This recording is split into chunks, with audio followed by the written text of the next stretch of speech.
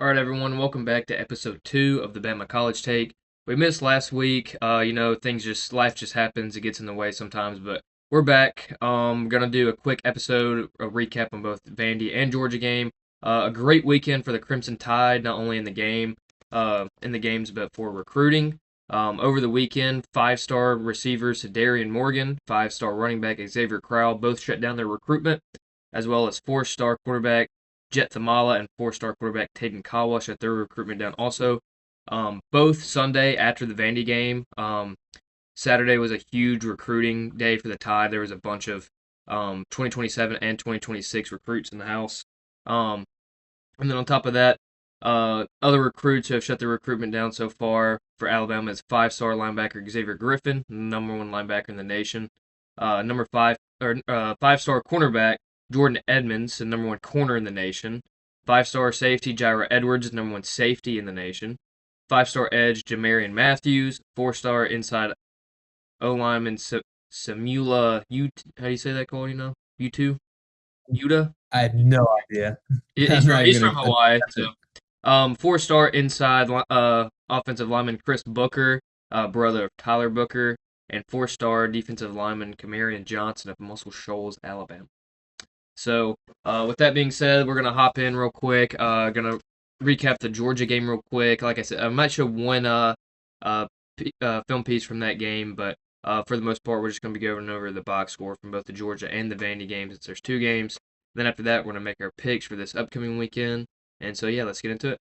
All right, welcome to the breakdown of the Georgia game. Let me just say this is probably one of the best games I've watched since the Georgia game last year. I didn't really know what to expect going, at Georgia.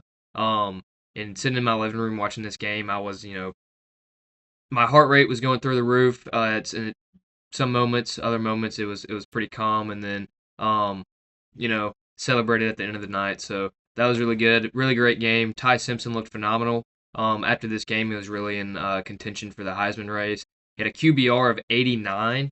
It was 24 for 38, 276 yards, two touchdowns, one to Jeremy Bernard, one to Isaiah Horton. Should have been one to Ryan Williams. But anyway, um, Jeremy Bernard also had a pass completion there to Isaiah Horton. I don't know if you remember that play, Cole. Just a little sneaky Yeah, play call by Ryan Grove. Was it on third down? It's been two I think weeks. I so. can't remember, but regardless, Ty was balled out that game. Looked great. I'm not really gonna rate Jeremy Bernard here when I say passing. But Ty Simpson A plus. I'm going A plus in the Georgia game. Yeah, like this, I would say the stat line looks maybe like a B plus, A minus stat line. But when you take into the factor of night game, playing the number five team in the country, electric atmosphere, he did everything he needed to do. Took care of the football, threw a couple touchdowns, led a bunch of good drives. Really didn't look at our offense didn't look as explosive in the second half, but he did what he needed to at the end of the day, got the first down, moved the chains, and yeah, super happy with his performance. Was not expecting that, to be honest. Going into that game, I was a little nervous. Yeah, He balled out, man. Did not, because he was kind of getting happy feet in that Florida State game. He was like nervous in the pocket. You could tell it was his first start. So I was like, all right, his second ever road starts in Georgia night game. yeah, I thought we were going to see more of the same, but we did not. He looked awesome. I'm also going A plus. yeah. He's really the whole reason we won the game. Like you said, not whole lot of offensive production in the second half. We didn't score at all in the second half.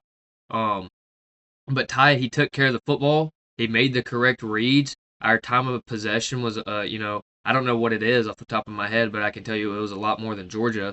So that's the whole reason we won the game. I'm going A plus. What did you go, Cole? I went A plus. A plus, yeah, I agree. Rushing, finally got Jam Miller back. Um, Kevin Riley, looks to officially be our running back two. But it was nice to have Jam back. 16 carries for 46 yards, along with seven in the Georgia game. Wasn't, I mean, it was his first game back from a collarbone injury. So, but I was kind of expecting a little bit more. I was excited to have him back. Didn't really disappoint me. I just expected, more than, 46 yards on 16 carries. Um, and then Kevin Riley, he's looked, he really fits in the DeBoer and Grubb's system as a running back. He's more of a receiving back, and those little drop off passes. People were saying we don't run the ball as much, but those little drop off passes, screen passes, the running backs, they're pretty much like run plays, and Kevin Riley is a great fit for that. And just in camp, this guy was running back 5. In fall camp, and he's made a statement. He's worked his way up, and I like I'm big on Kevin Riley. I'm a Kevin Riley guy, if I don't say so. One thing I do have to say is on TV it's not really hard, but in person it's kind of hard for me to tell the difference. The only way I can tell the difference between Jam Miller and Kevin Riley is their build, because Jam Miller's 26 and Kevin Riley's 28.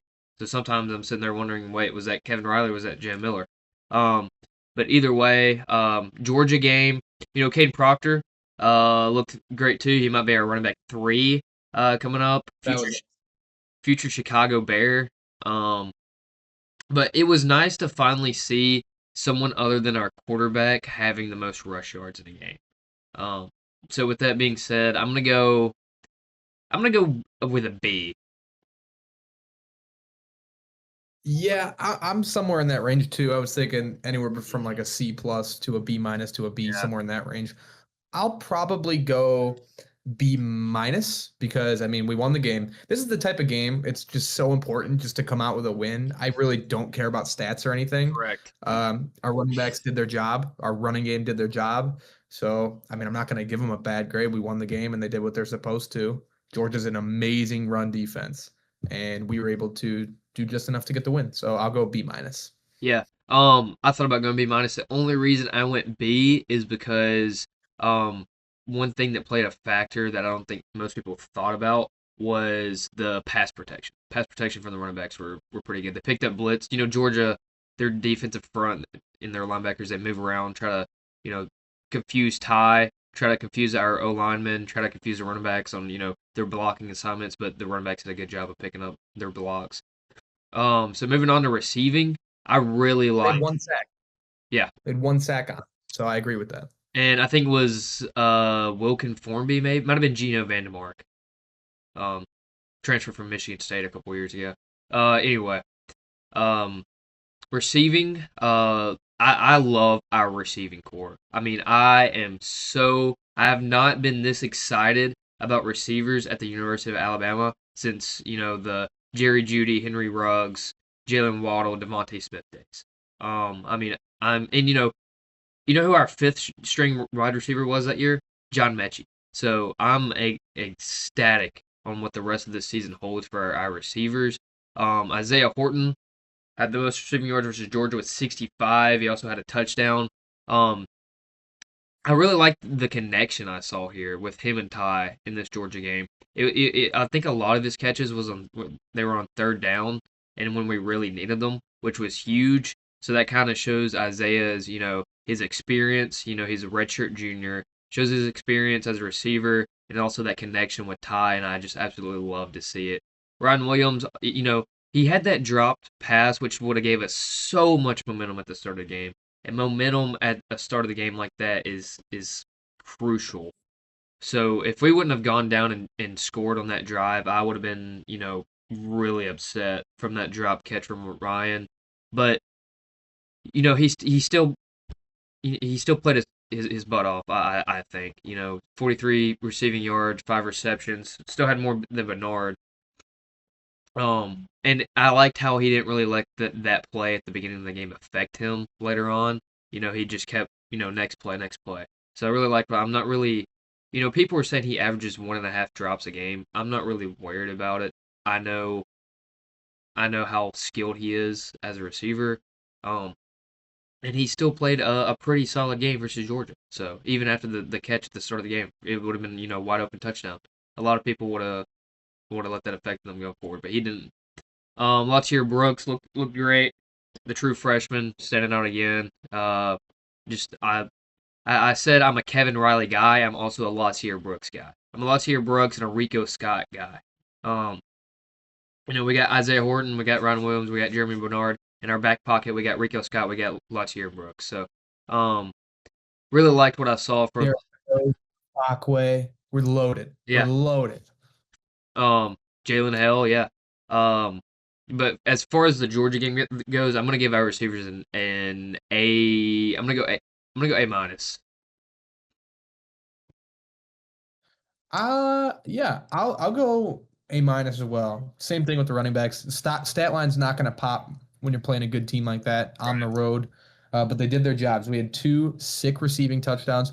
I loved the Isaiah Horton play. Yeah. I don't know if that was designed for him to cut back, but Nope. he was running across the field towards the Yeah. sideline, and then he cut back and juked the cornerback out. I don't know if that was like backyard football, like an improv play, Yeah. or if that was designed. Regardless, it was sick. Horton's a beast in the red zone. Yeah, you pretty much covered it. Our receivers are awesome, and you'll hear more about them Oh in yeah. the Vanderbilt breakdown too. Yep. No, yeah, I don't think that was the play design at all. I think it, like I said, that just goes to show Isaiah Horton's, experience and connection with Ty. He kind of just we can show that clip later if you want, but he kind of just slipped back and that was a really good, just really good awareness from Isaiah Horton. Moving on, defense. Our defense played really good this game.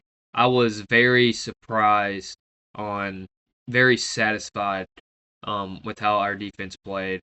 Um, I'm gonna go. I'm gonna go with a. I'm gonna go with an A on the defense. Bray Hubbard looked phenomenal.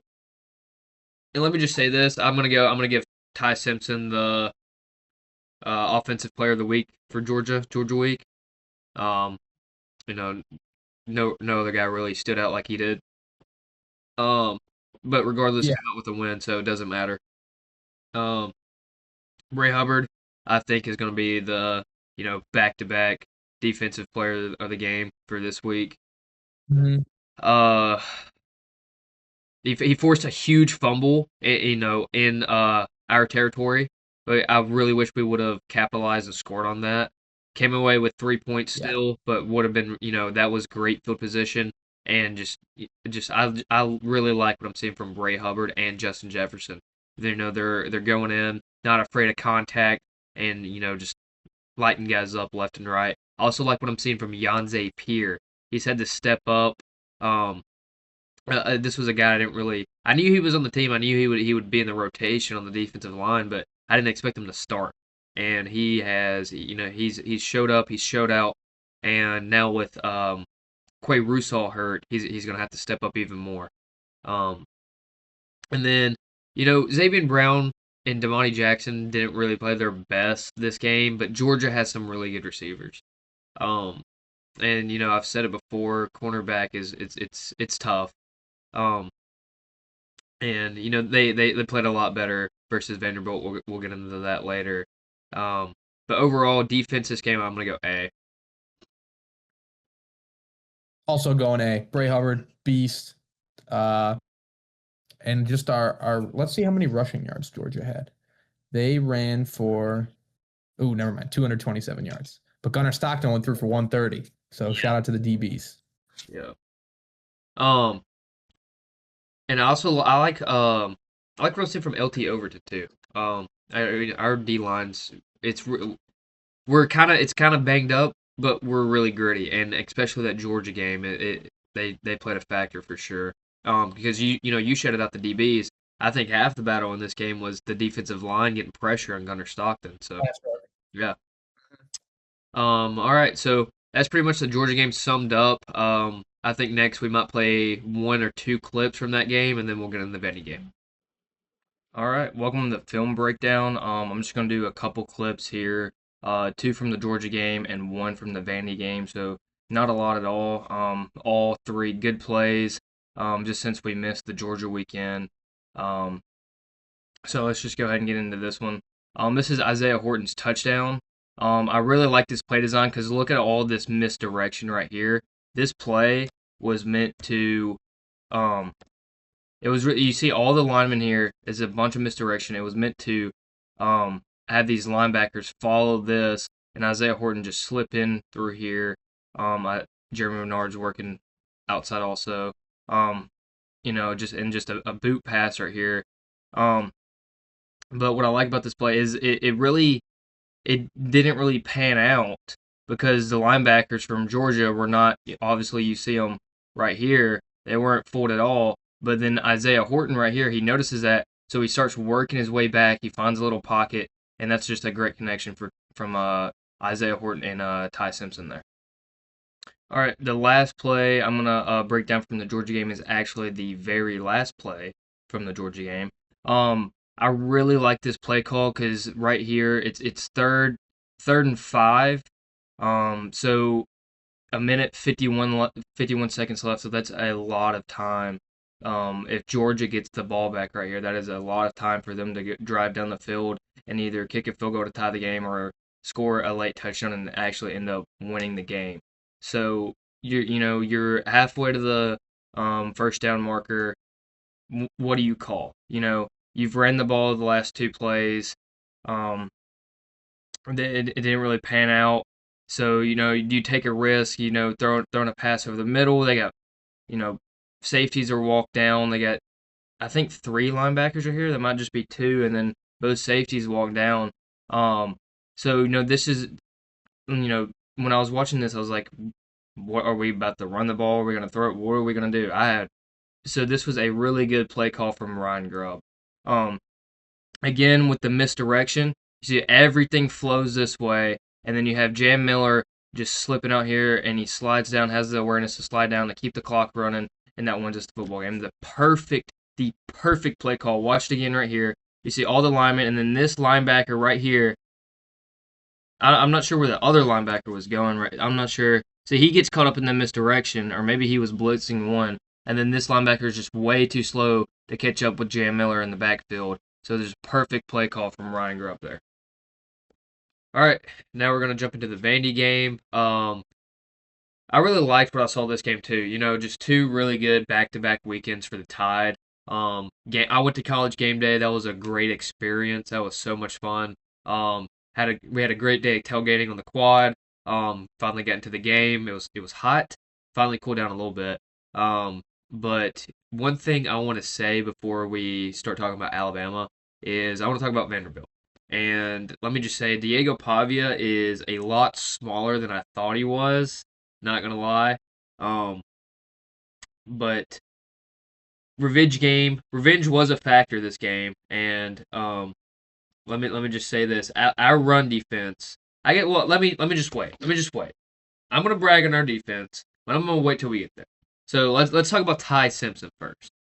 Um, last episode, which was like 2 weeks ago, was before John Mateer got hurt, before he got injured.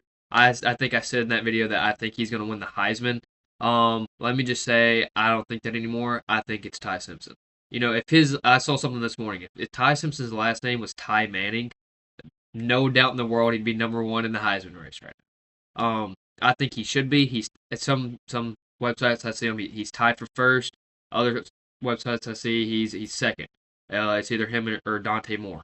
But regardless, I really liked what I saw for Ty Simpson. I think he was 23 for 31 this game, which comes out to be what, like 75% completion rate, something like that. 80.1 QBR, Yeah. not as good as the Georgia game, but still really really good there. Yeah, 74% completion rate.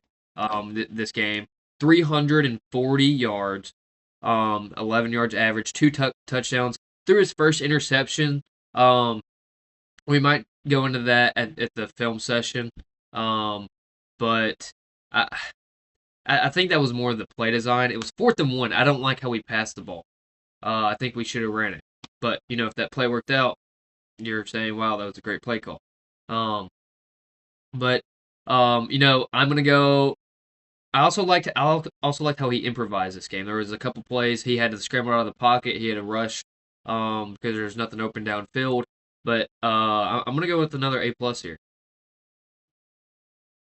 Yeah. A lot of people think that maybe we weren't going to give A pluses because of the pick. I'm perfectly okay with the pick. Yeah, He me won the too. game, 16 points, so it didn't matter in the long run.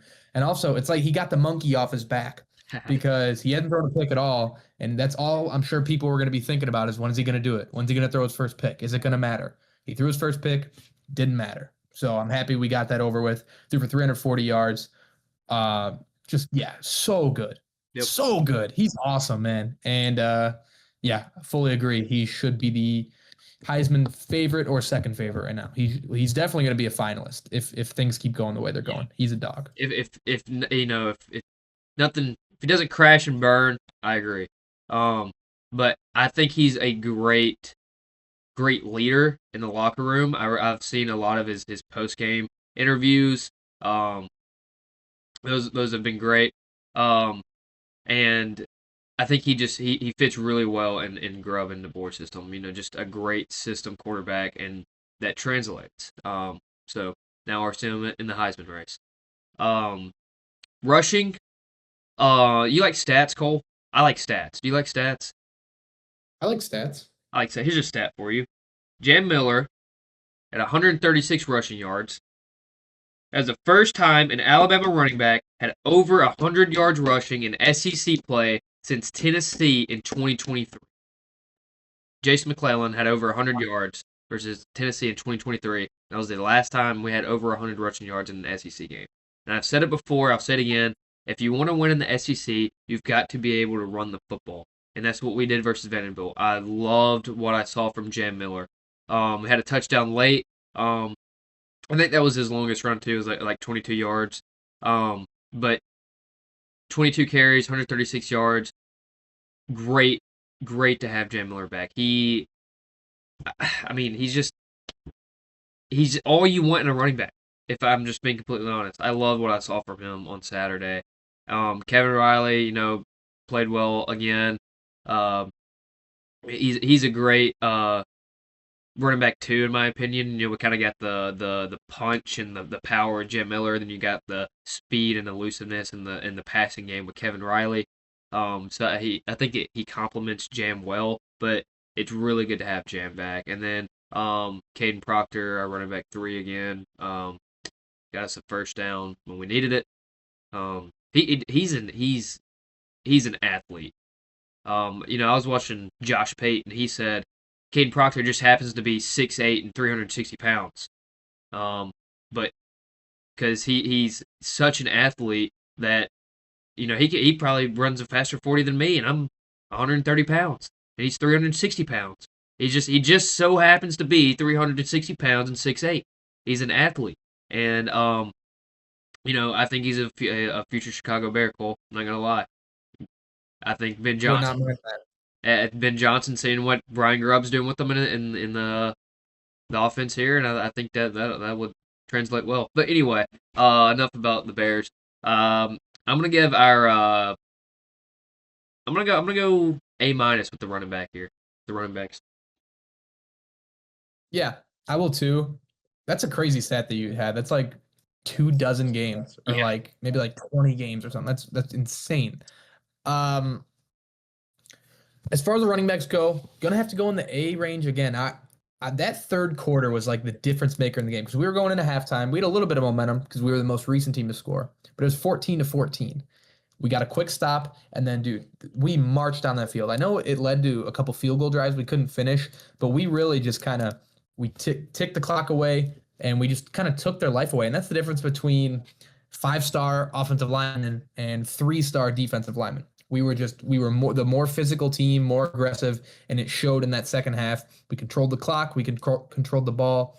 That's all thanks to Jam Miller. His vision is awesome. Yeah. Like I was watching the highlights from the game. The way that he's able to find the hole is impressive. Something I haven't really noticed from him in the past, but that's what we're hearing about all offseason is Jam Miller is getting so much better, so much bigger, so much stronger, and he finally got to put that on display this game, and it's a really good sign to see because we have a tough schedule. We're going to need the run game. You have to run the ball in the SEC. You said that last episode.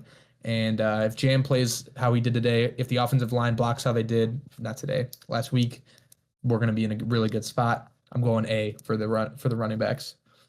Yeah. And yeah, I like what you said. He's got very good ball carrier vision, but he's also really patient. And he's just like I said, everything you kind of want in a running back. Defense. Here I'm gonna go. Our defense played great. Here's another stat here for you. Let me pull this up, Cole. Um, this is what I was gonna say earlier, but I was like, no, I'm gonna wait till we get into defense. Um, Vanderbilt had 135 rushing yards. Obviously, that uh, long touchdown run at the beginning of the game was probably their longest. I think that was about 60 yards. So 60 of the 135 was on that play alone. Um, that is, And then Pavia had the long run early too. If you take those two runs away, it's like yeah, 30 or 40 cumulative yards after that. yep. That was the lowest rushing yards Vanderbilt has had all season. Only 135 yards rushing, and Mm-hmm. um, they turned the ball over twice in the red zone. You know that'll come back to get you.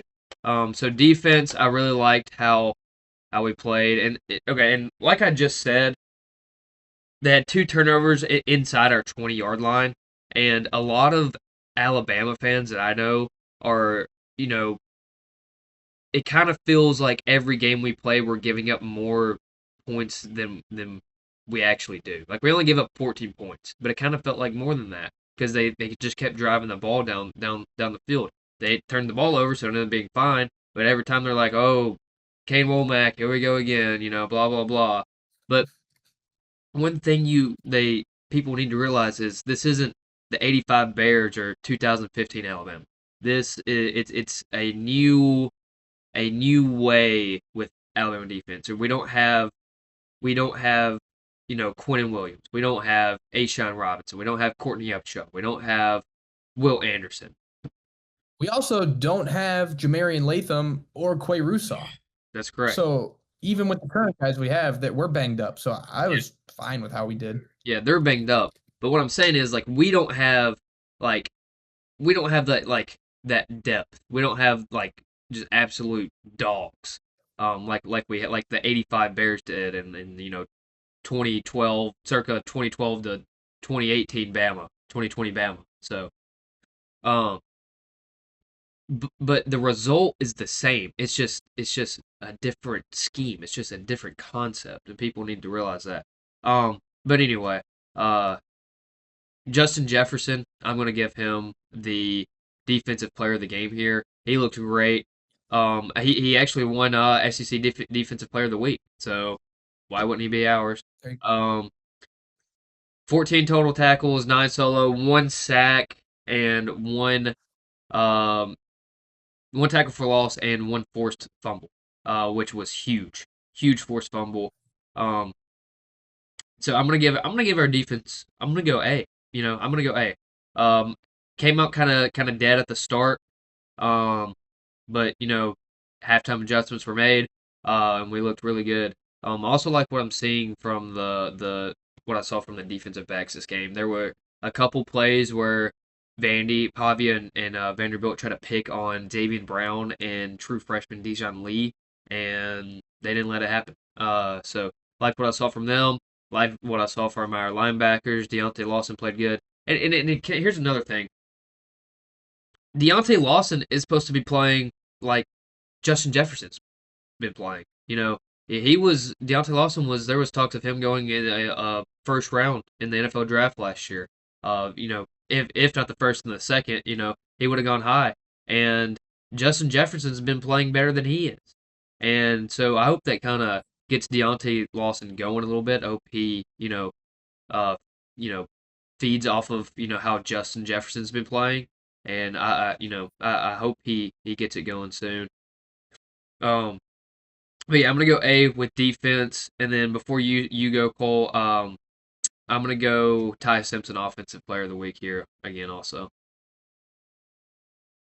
Yeah, we're in agreement again. Give me Ty for the offense. Give me Jefferson for the defense. Good stuff. And let's hope we bring it again for Mizzou. yeah, we're gonna need to bring it again for Mizzou because they have Ahmad Hardy, who is also in the Heisman, in Heisman Mm-hmm. talks. Um, But all right, that concludes the wrap up from each of the games over the weekend. We're gonna go into our pick'ems for this upcoming weekend, kind of talk on Alabama and Mizzou, and then that'll be all. All right, this is gonna be the last clip. I break down really quick. This is from the Vandy game. This is what I thought was the biggest play of the game, and it's a lot bigger play than people realize because Vandy's already up 7-0. They're on inside their own 15-yard line, about to score again. Um, Regardless if they don't score a touchdown, they kick a field goal and they still go up 2 possessions. So this was a really big play and what I thought was the highlight of the game. In all honesty, Justin Jefferson doesn't give up on the play. You know, tackles gets on Pavia there and breaks the ball loose. I want to watch it from this other angle here. Um, doesn't give up on the play. Huge aggression there. And watch this. You know they are trained to do this. They practice this. This is not something that he just did. And it was they practiced it. He executed it in a big time play there from Justin Jefferson. All right, welcome to our pick'ems. This says week 6 up here, but I think this is week 7. I've also got our picks in here from last week because we didn't get the film. Just like I said, life things come up. So this was Florida Texas. We both picked Texas. Got that one wrong. Very surprised. Texas was ranked 9th, and now they're unranked. They walked into the swamp, got beat. Texas Tech, Houston. We both picked Texas Tech. Got that right. Texas A&M, Mississippi State. Got that one correct. TCU, Colorado. This was a closer game than I thought it would be, but TCU pulled it out. Um, we both had the same exact picks this week. Just gonna throw that out there. Miami got that one right. Miami, Florida State. That was a blowout. The spread was 4.5. It wasn't really a blowout. It kind of felt like it, but Florida State came back. But anyway, and then Bama Vandy. We both picked Vandy. We covered, so that was good. All right, so now moving on. All right, it says week 5. That's supposed to say week 7. Just forgot to update that. But first game we're gonna look at here is USC Michigan. The spread's Michigan 2.5, and I agree. I've got Michigan. I'm rocking with Michigan. Or no, I'm sorry. I've got USC. That's embarrassing. I've got USC. Forgot my pick. Yeah, I got USC and Jaden Mayava. Because it's at USC. That's why. Um, USC is averaging 48 points a game. Jaden Mayava has over 1,300 passing yards, and so far he's looked great. So give me USC. Yeah, we were talking about Heisman candidates earlier. He's probably up there as well. I'm also rocking with USC because I think they're going to air it out. They're at home. Lincoln Riley plays well at home. The USC wins a lot of games when they're in Los Angeles. And I just think that their style of offense is kind of Michigan's kryptonite, I guess. Michigan's always been the physical team that defends the run. They run the ball well. USC's going to air it out. They got Lemon and Lane on the outside, and Mayava throwing bombs. I'm rolling with USC as well. Yep, I like how Jaden Mayava has been looking. All right, next up, Utah, Arizona State. I'm rolling with the ASU. I'm just kidding. I'm rolling with Utah. Um, you know, Arizona they've quietly built one of the most balanced offensive in college football. So I wouldn't be surprised if they pulled it out. But Utah and who's their quarterback? Baron Brown. Is that it, or is that? Yes. Yeah. Or no, What's I his think I'm thinking name? of Baron Morton. Devin Dampier. Say it again. Devin Dampier. Oh yeah, Devin Dampier.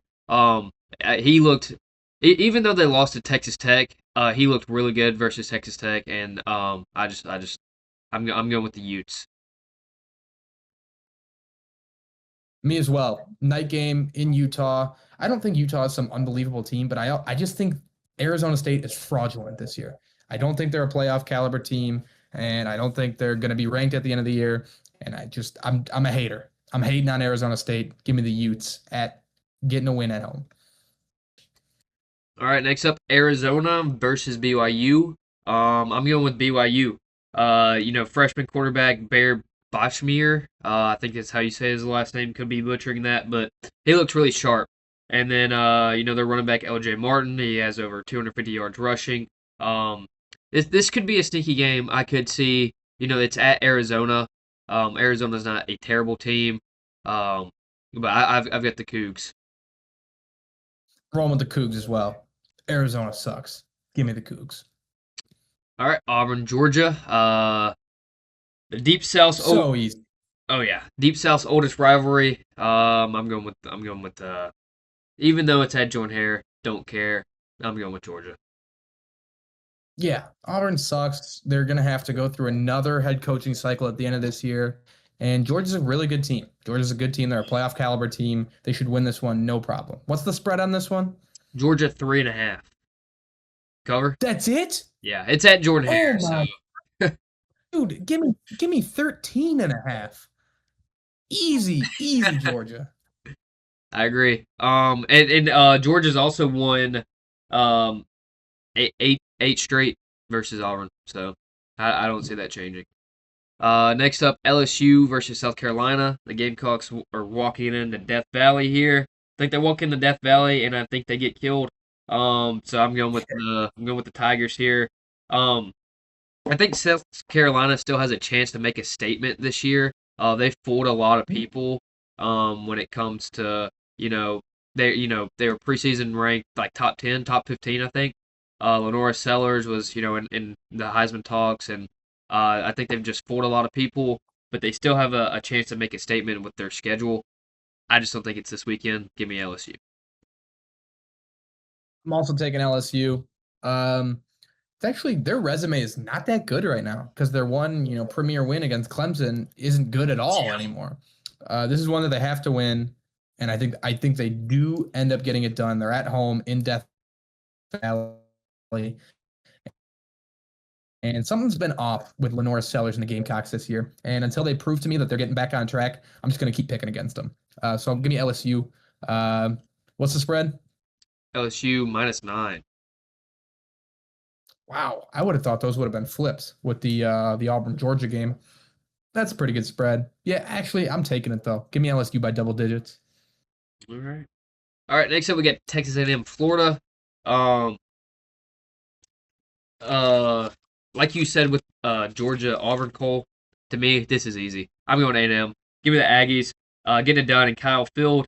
Um, their defense is cooking.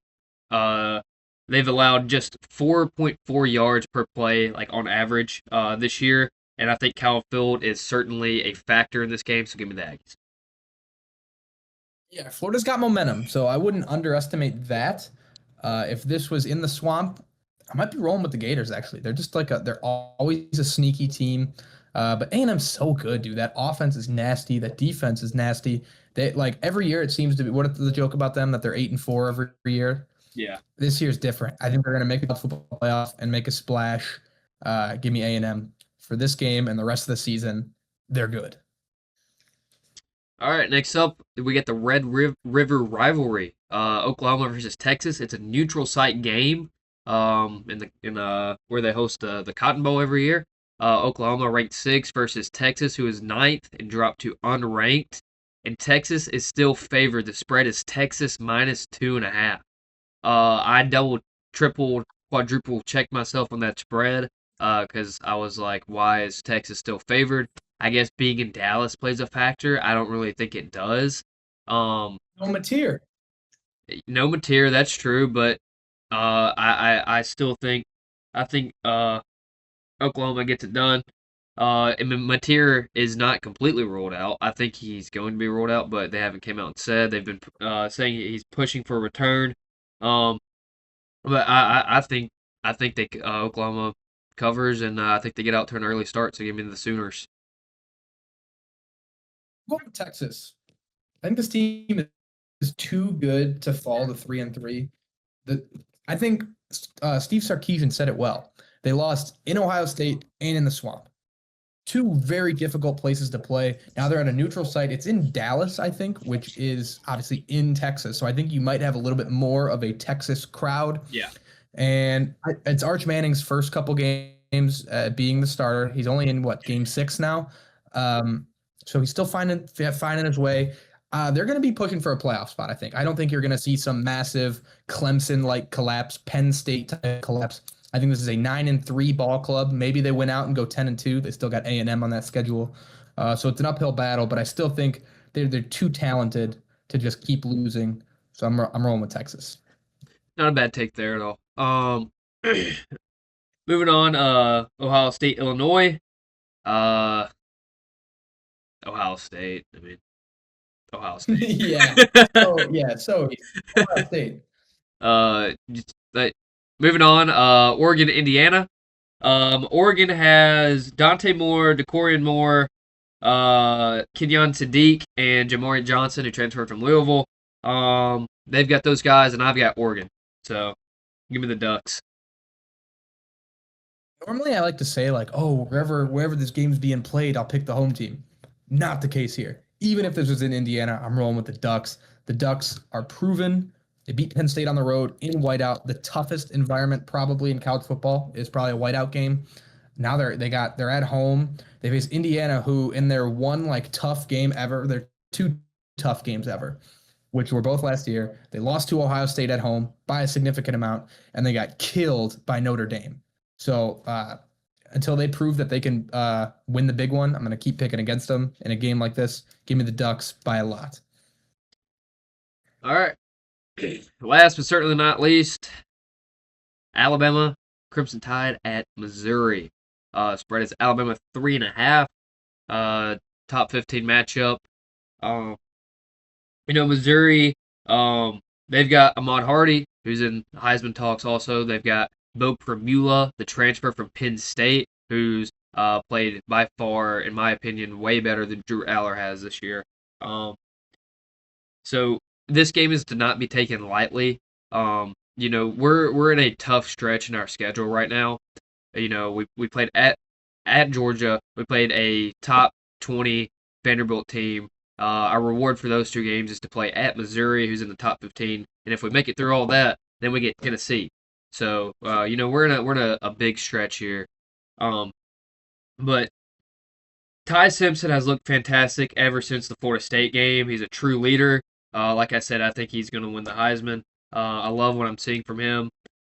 He's making the right reads. He's not trying anything too crazy. He's simply just making the right reads as a quarterback. He's 111 for 158 this year.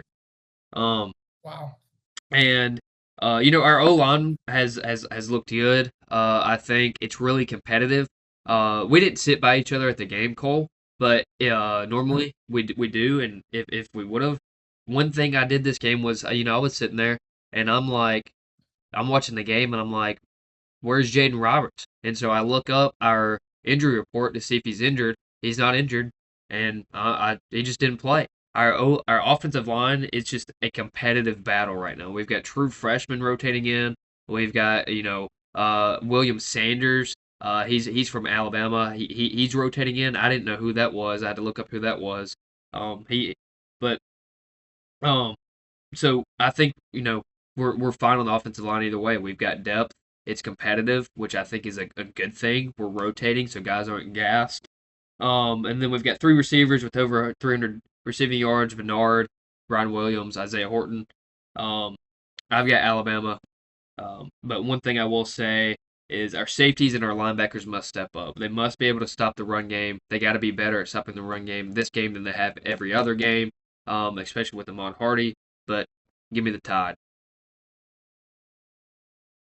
I'm also taking Alabama. I think this game's actually going to go scarily similar to how the Vanderbilt game went.